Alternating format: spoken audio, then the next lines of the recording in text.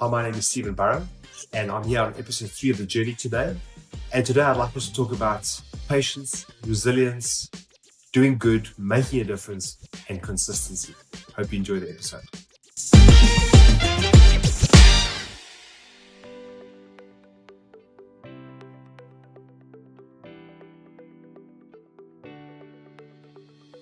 So we're in a business of manufacturing school shoes, and we've got 2 ranges of school shoes, and it's a tough market to break into because it's quite established. There's some heavy hitters in the market, but also the company itself was formed in 2020, but I really only stepped into the space. It was dormant until 2021 when I really stepped into it and kicked some life into it and got it onto the road. And so we're going into our 4th back to school season now. And that's why it's tough, because it's seasonal as well. You've got 3 months to earn 12 months worth of revenue.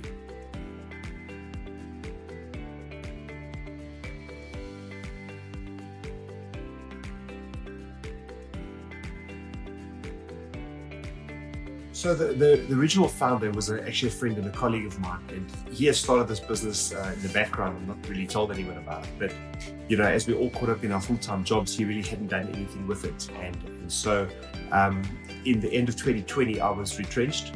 And at that stage, 47 years old, kids to educate, bills to pay, you've got to do something. So I stepped into that space and literally just started going door to door from shop to shop that was selling school shoes and trying to sell shoes. And the first door I went into, we actually got a 100 pair order.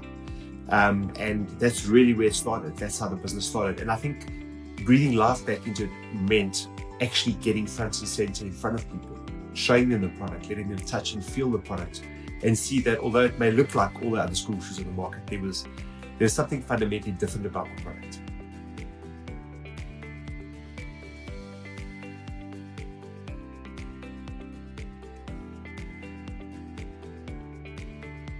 Okay, interesting, very varied background. I'm actually a teacher by profession. So I actually taught for 4 years, way back in the day. And I left the teaching profession, probably in hindsight, shouldn't have. I loved the career, but I stepped out for the sake of starting a family, getting married, and being able, to afford a lifestyle. And from there, I've been in sales since then, the early 2000s. And predominantly in occupational health and safety space, selling consumable products, and in automotive, selling filtration products predominantly. But my role has always actually been in sales, front and center, and I've traveled a lot. I've got more passports that are full at home than I care to remember, and most countries in Africa, most countries in the Middle East. So I've been very privileged from that perspective, but always in the field of sales.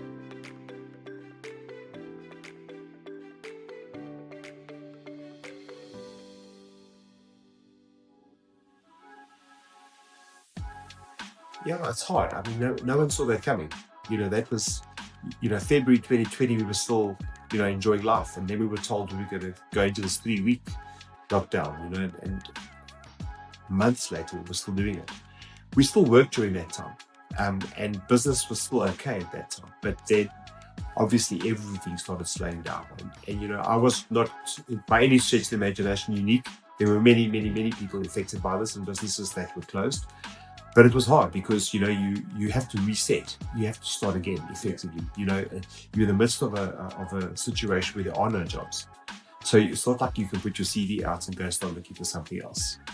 And this has kind of been bubbling in the background all my life, this desire to do something else. But, when you're in a comfort zone, you're never really going to do anything about it. Well, here was no more comfort zone. You're like the rug pulled out from under you.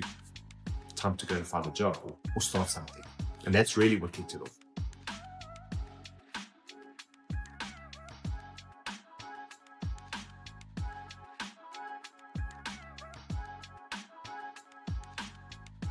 It's always a tough question because the first answer that comes to mind is to say, well, I would have started earlier.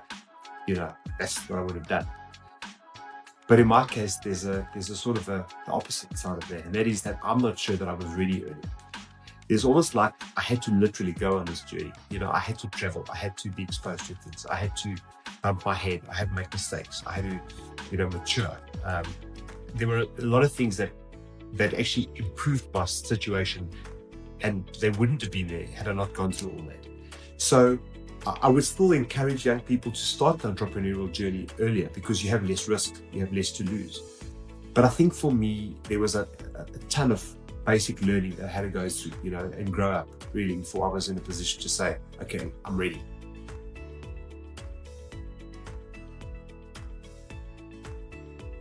I spent my career building businesses for other people and organizations.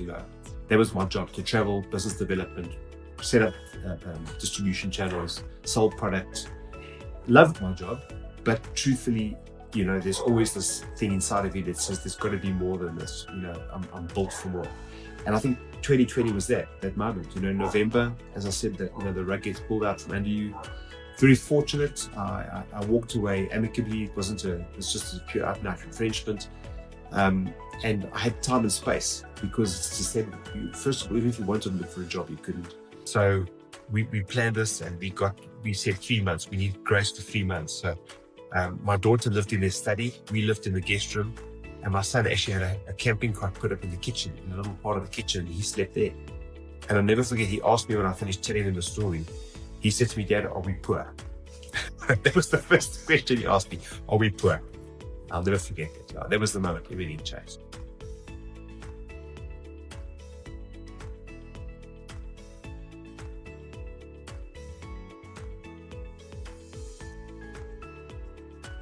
It's tough because you've got a 3-month commitment. You've got that period, and I'm sitting there on the patio thinking to myself, well, it's now end of December. I've lost 1 month already. I've got 2 months to go. What on earth am I going to do between now and the end of February to ensure that I'm going to be able to keep the lights on, like physically move out of the space into our own space?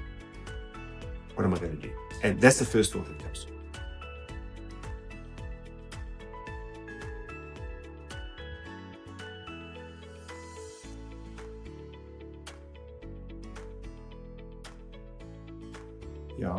I think it's true for me, but I think true for most people. We spend our entire existence chasing stuff, chasing acquisition, chasing, money, titles, responsibilities, and all that comes with it.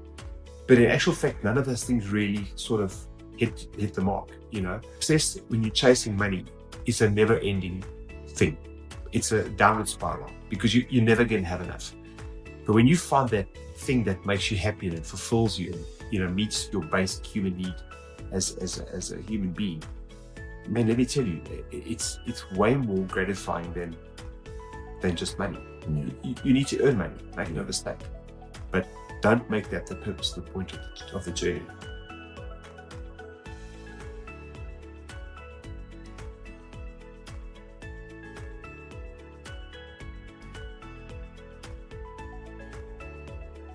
You still feel like giving up. These days now, I still feel like giving up. You've got to ask the question, is it worth it? But I read a quote by Winston Churchill that said, you can't give up on something that you can't go one day without thinking about. And to me, what got me through that time is there were a couple of things. One is I started networking with a group of like-minded businessmen, entrepreneurs from varied backgrounds and stories. And I realized there were more of us out there, a lot more of us. And we're all in the struggle together, and we've got each other's backs and we help where we can. But if nothing else, they just understood. And so that was key. And I think for me, to work on that was important. The second thing that came to mind was my upbringing came back to me, sort of how I've grown up. I'd been raised in a way to think that like I was destined for more, I'm sure all parents think that of their kids. Yeah. So mine weren't unique, but I started believing it. I grew up believing it, and that giving up was never an option, and then I went to a school that also wasn't an option. So I just didn't feel that I was wired that way. I owed it to myself, I owed it to my kids to show up, to be there, to be present, to be the best version of me I could under the circumstances.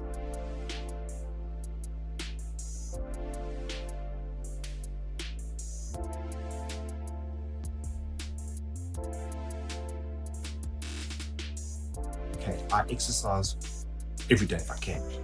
So my mission is at least 5 days a week I exercise. Before, just a normal average middle-aged guy, very fortunate to have had a good education, some funded by my parents, others paid for myself, and others covered by company costs. So I'm very fortunate with that. Yeah, just really loving working with people. I think that's why I was in sales, because sales was for me a spin-off from teaching, because I'm always trying to tell people about why they should buy the product, and find out ways of getting them to buy into what I'm talking about. So I love working with people, and that was always the case, being in the field. And I actually got to do a lot of training in my role, sort of technical training as well, which was great.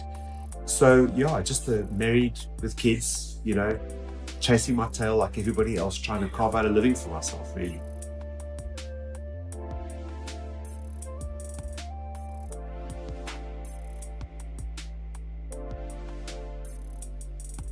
I mean, I mentioned that, your parents raised your children to believe in yourself, that you have that faith in yourself. But there was something always different about not just what they said, but I grew up, with family members or family friends that kind of would always say, you're going to go far, because I've always been a guy that I like to read. I used to read a hell of a lot. And I think when you read, you're able to participate in conversations quite a lot easier. You've got something to say. Yeah. And I think that's another aspect that I think a lot of young people lose out on these days. They don't really read as much as they should, anything. And so their opinions are not normally their own. They normally assimilate with other people's opinions. So I was able to have an opinion and converse. And I just grew up thinking, I can do this, But I think the problem is I coasted on it for far too long. I think when you're in a comfort zone and you just coasting along thinking that, oh, I'm going to achieve. And then one day you wake up and you realize you're in your 40s now.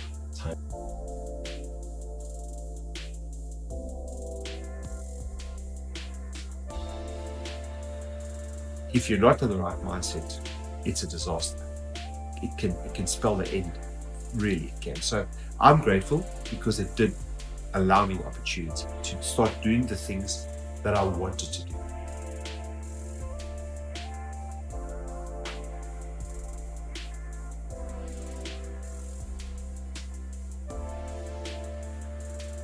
Slowly. When you're an entrepreneur, you're starting a business, you're not having a team of people around you. You don't have customers, you don't have anyone. So it's lonely. You spend a lot of time on your own. And you have to be okay with that. And I think what comes with that as well is the spin-off of that is the struggle with things like anxiety and depression. There's a great book by Malcolm Gladwell called David and Goliath. And he spends that whole book talking about how, as entrepreneurs, as the Davids of the world, we need to start fighting Goliath within the rules of engagement, but according to David's rules, to our strengths. And that book really hit home for me, because that enabled me to see that if you want to fight, if you want to play with the big guys, you need to be creative in how you do it.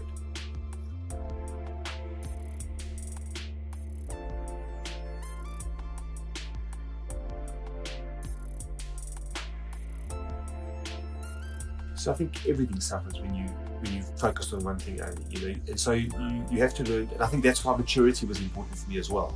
So you have to be cognizant of this. And so I found myself actually having to schedule things that were important. So my exercise was a non-negotiable. But in a day where I only had 8 hours to do, or 10 hours or 12 hours to do something, I could let that impact on that. So my schedule for my exercise had to be my work schedule. So it became a morning routine, early morning routine. I needed to schedule time for family, for my wife.